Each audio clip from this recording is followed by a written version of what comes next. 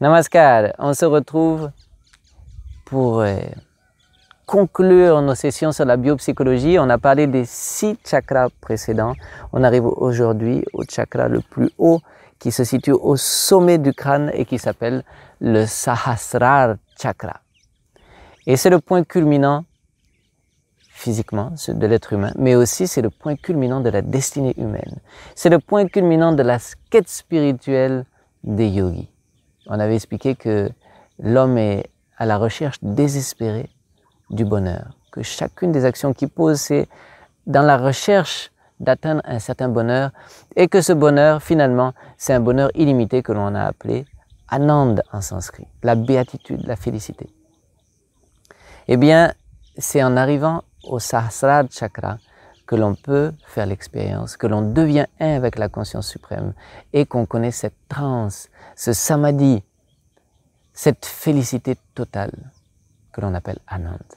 Voilà, donc c'est un sujet très spécial aujourd'hui. On va parler de du zénith de la destinée humaine. Sahasrara veut dire 1000 pétales. 1000 pétales. Vous vous rappelez qu'on a expliqué qu'il y avait 50 vrittis, 50 émotions que l'homme peut ressentir sur la gamme desquelles il joue pour ressentir et vivre tout ce qu'il peut vivre dans ce monde. Maintenant, ces 50 vrittis s'expriment intérieurement, se ressentent intérieurement et se ressentent extérieurement ou s'expriment extérieurement. Ça fait 50 fois 2. Maintenant, il y a 10 directions.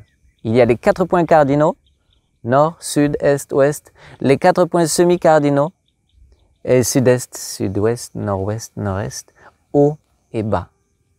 50 vrittis, fois 2 intérieur, extérieur, fois 10, les 10 directions, ça fait 1000. Voilà notre Sahasrara chakra qui contrôle 1000 expressions humaines. En fait, 50 expressions humaines qui s'expriment intérieurement, extérieurement et dans les 10 directions cardinales, semi-cardinales, haut et bas. Voilà pourquoi on appelle ce chakra le Sahasrara chakra. Et on a expliqué que l'Agya chakra, qui était à ce niveau-là, au centre du cerveau, est le roi, et que le Sahasrara est le roi des rois. En fait, il n'a pas d'expression en lui-même, il est au-delà du mental, au-delà de toute expression, mais il contrôle tout ce qui est, toutes les expressions au chakra inférieur à lui-même. Le Sahasrara chakra est lié à une hormone ou à une glande hormonale qu'on appelle l'épiphyse. Avant, on l'appelait la glande pinéale. La glande pinéale. Et cette glande pinéale est une glande très mystérieuse. Les yogis l'appellent la source de jeunesse éternelle. On lui prête 1001 qualités. Mais les scientifiques ont trouvé que c'est effectivement une source d'antioxydants phénoménale. Et les antioxydants sont des anti-âge. C'est aussi l'horloge du corps, c'est-à-dire que cette hormone s'active ou se désactive lorsque il y a un changement entre jour et nuit, lorsqu'il y a un changement d'une saison à une autre. Donc c'est vraiment l'horloge du corps.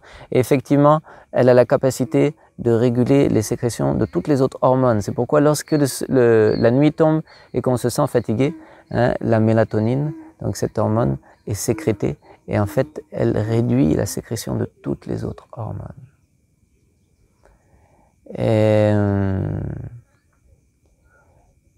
Et c'est très intéressant parce que les yogis connaissent qu'il y a une heure très spéciale pour méditer, ou des heures très spéciales pour méditer, c'est entre minuit et 3 heures du matin. On les appelle les heures de Shiva. Et effectivement, dans ces heures-là, c'est-à-dire au cœur de la nuit, la sécrétion de la mélatonine est plus importante. Et si la personne a la chance de ne pas s'endormir et de pouvoir méditer à ce moment-là, elle peut faire l'expérience d'une méditation très calme, très spéciale. Et elle peut faire l'expérience de quelque chose que les yogis appellent Amrit. Alors je ne suis pas sûr, est-ce que Amrit ça veut dire le nectar? Ça veut dire le nectar. Les yogis disent qu'on peut boire au nectar du Sahasrara chakra pendant ces heures-là. Si la méditation est très profonde, si la dévotion lors de cette méditation est tellement profonde, on peut goûter à Amrit. Et Amrit, c'est c'est un nectar qui nous, comment dirais-je, nous enivre. Voilà. Le yogi se retrouve dans un état d'extase, presque d'hilarité, drogué par la sécrétion de cet amrit. Et dans la mythologie, on dit toujours que Shiva avait les yeux rouges comme s'il était drogué. Mais attention, il ne prenait pas de vin, il ne fumait pas d'herbe, il ne fumait pas de ganja. Mais c'était, grâce à ses méditations, il arrivait à avoir accès à cet amrit. Et mon maître Baba disait que cette sécrétion-là peut être goûtée seulement si le mental est tellement pur, c'est-à-dire quelques pensées un peu matérialistes, un peu égoïstes, un peu basses que ce soit. Si quelques-unes de ces pensées venaient à votre esprit au moment de la méditation, elles brûlent amrit avant que vous ne puissiez la goûter. Ah, le Sahasrara chakra est un chakra très mystérieux. Donc aujourd'hui, on ne pourra pas tout expliquer scientifiquement, mais voilà ce qu'ont dit les yogis. Ils ont dit qu'on peut faire l'expérience de amrit, et amrit est sécrété par le Sahasrara chakra. En fait, dans le Sahasrara chakra, il y a un autre chakra qui est juste en dessous, qui est la partie, je dirais, intérieure du chakra qu'on appelle, que les yogis appellent le Guru chakra ou le chakra maître. Voilà. Et on pratique une méditation dans les méditations avancées, qui s'appelle Dhyan, où un certain type de contemplation se fait en se concentrant à ce niveau-là. Mais prenez patience, soyez initiés, faites tout le parcours qu'il faut pour arriver à l'apprentissage, à la connaissance de la pratique de Dhyan. Voilà, il y a tout un tas de préliminaires, il faut que le corps et l'esprit soient prêts pour pouvoir arriver à se concentrer, pour pouvoir arriver à pratiquer cette contemplation qu'on en appelle Dhyan. Lors de la pratique spirituelle, on en a un peu parlé auparavant, on essaye de faire monter une énergie spirituelle dormante qu'on appelle la Kundalini. Et lorsqu'elle commence à monter le long des chakras, on va avoir tout d'abord la sensation qu'on n'est pas seul dans ce monde, qu'il existe une entité suprême qui nous guide, une force qui guide cet univers et qui est toujours avec nous. Et petit à petit, lors de la montée de cette énergie spirituelle latente le long de la colonne vertébrale et qui traverse ces chakras, la sensation de la proximité avec cette entité, de l'intimité que l'on peut ressentir avec cette entité ne fait que croître. Et lorsque l'on arrive au niveau de l'Agya chakra, ou que la Kundalini s'élève au niveau de l'Agya chakra, on a un premier samadhi, vraiment un samadhi en tant que tel, c'est-à-dire une absorption ou une immersion dans la conscience suprême. Mais au niveau de l'Agya chakra, elle s'appelle Salvikalpa Samadhi. C'est-à-dire que on fait l'expérience de devenir un avec la conscience suprême, de devenir un avec le un, avec un grand U. Mais il y a une toute petite partie de notre mental, l'aspect témoin, c'est-à-dire le jeu de j'existe, qui est encore là. Donc, on fait cette expérience et on est en même temps témoin de cette expérience. C'est-à-dire, on fait consciemment l'expérience de notre immersion, de notre dissolution dans la conscience suprême. Et puis plus tard, on revient à notre état normal. Mais lorsque on arrive au Guru chakra, au Sahasrara chakra, alors là, le samadhi s'appelle Nirvikalpa Samadhi. Et Nirvikalpa Samadhi, ça veut dire une absorption totale, un état de vacuité totale, une absorption indéterminée. C'est-à-dire qu'il n'y a plus un seul aspect résiduel, manifesté du mental qui puisse faire l'expérience. Donc comment est-ce qu'on sait qu'effectivement l'état d'union au niveau de ce chakra est un état d'union et qui est la félicité même?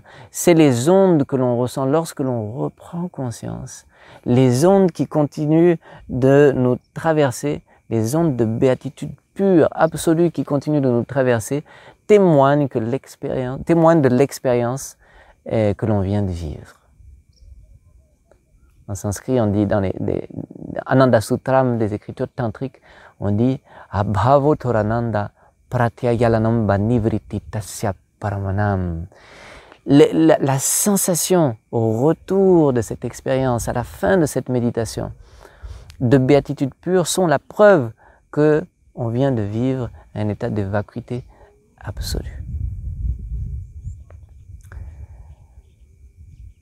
Et la conscience pure dont on fait l'expérience, elle est dite à ce niveau-là, elle est dite dans un autre sloka, pardon, mais c'est tellement joli. On dit Nityam Shuddham Nirabhasham Nirakarang Nirajanam Nitya Bhodang Chidanandam Gurur Brahma Namanyam. Ça veut dire, ô conscience sans attribut, conscience pure, éternelle, incorporelle, sans tache,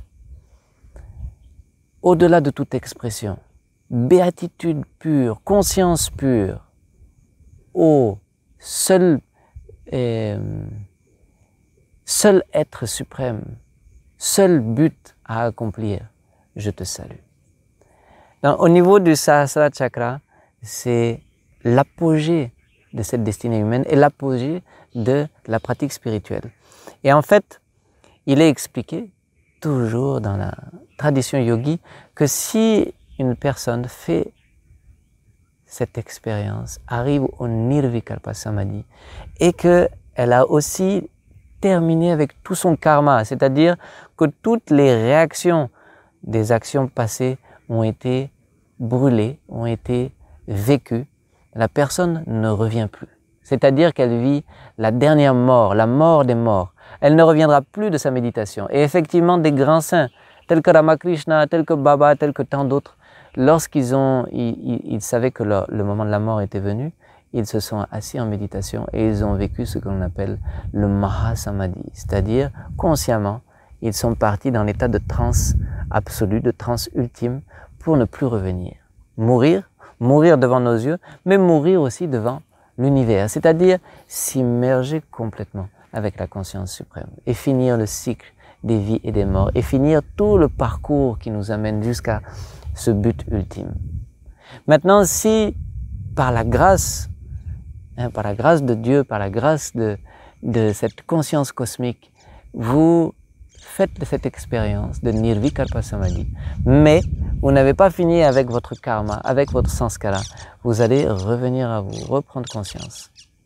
Et puis, il vous faudra continuer vos pratiques spirituelles, votre vie spirituelle pour mettre fin à vos sanskaras de manière à pouvoir vous libérer une dernière fois. Le Sahasrara Chakra, le chakra si mystérieux, si convoité, l'apogée, le zénith d'une vie humaine. Alors comment est-ce que on régule, on ouvre, on développe le Sahasrara Chakra? Principalement par la méditation et principalement par la pratique de Dhyan, la contemplation. On développe aussi, ou on prend soin, on cultive la santé de ce chakra en ayant des pensées pures, c'est-à-dire en développant l'amour, la dévotion envers ce but ultime qui est la conscience suprême. C'est le meilleur terrain sur lequel le Sahasrara peut se développer, l'amour de Dieu. Et puis, il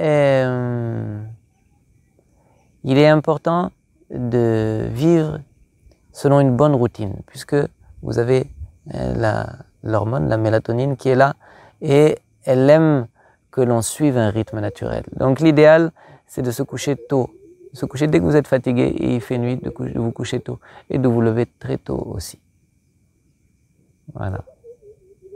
Dans nos habitudes yogiques, on se lève à 4h30, entre 4h30 et 5h pour méditer à 5h.